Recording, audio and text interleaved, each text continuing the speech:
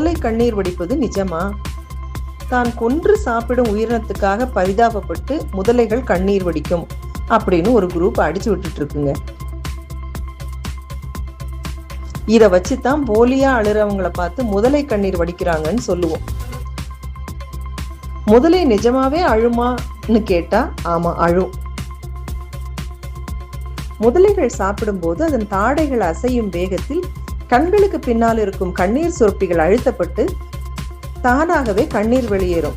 அது சாப்பாட்டு அவசரம் தானே தவிர பாவம் பார்த்த அழுகையெல்லாம் கிடையாது.